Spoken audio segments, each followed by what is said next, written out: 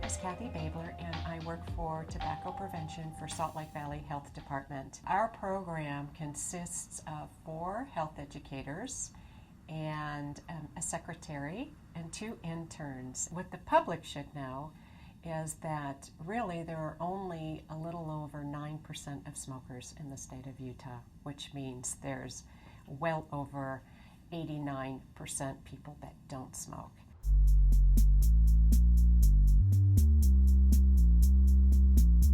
Our first health educator, Travis Smith, he works with our youth. We call them the TAT group, and that stands for Teen Advocates Against Tobacco. Jessica is a health educator that also worked with the tobacco program, and she works with multiple dwelling units. Chelsea Smith is an educator that does our compliance checks. Kim Johnson works with a lot of doctors and dentists in educating their staff become tobacco-free. I'm originally from Denver, Colorado, but I've lived here since the age of 8. My name is Travis Smith, and I'm the adult coordinator for an anti-tobacco youth group, and we're called Teen Advocates Against Tobacco.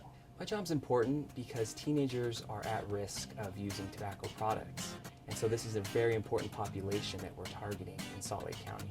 One of the best experiences I've had in this job is we have a teenager who's been coming for about 5 years, and her dad's a smoker, and he's had a very difficult time quitting. And she came up to me all excited to explain to me how she's been talking to him and slowly helping him quit. And to see her get all emotional because she's taking the things that she's learned in Teen Advocates Against Tobacco and trying to change her family's lives. And she told me, I want my dad to quit so that he can be there when I get married. These youth really are making a difference. These are teenagers that have helped 13 cities in Salt Lake County pass smoke-free park ordinances. They actually go in front of city council members and they educate them and present to them why they should have smoke-free parks. And so we've helped large cities like West Valley go smoke-free, all because of teenagers who are between the age of 12 and 18.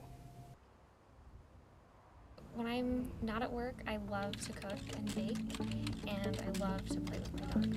My name is Jessica Grizel, and I'm a health educator with the Tobacco Prevention Program at the Salt Lake Valley Health Department. One of the things that I do is work with apartment and condominium communities to adopt a smoke-free policy. So one of the things that I did today is I just got a complaint from a resident who was having problems with smoke drifting in their apartment. So I'm going to give the community a call and just let them know that we received a complaint and see what we can do about it.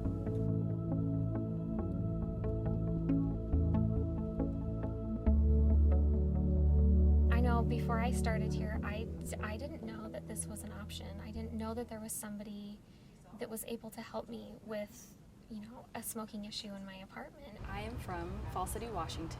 My job is to make sure that teens aren't having access to tobacco, and so we do that by making sure that retailers have retail education so they understand what they need to do to make sure they're checking IDs properly. The other part of that, we also do compliance checks. Our whole goal is to reduce tobacco use throughout Utah.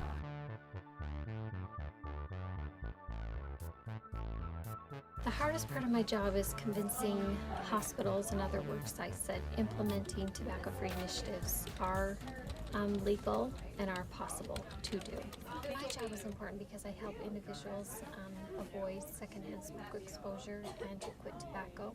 It's a nice feeling knowing that you were part of a movement to implement a tobacco-free initiative at a hospital, and knowing that you can visit a hospital without having to pass your secondhand smoke walking in the door.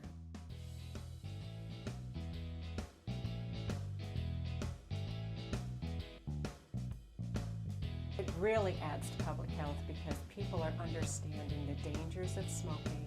We've done a really fine job.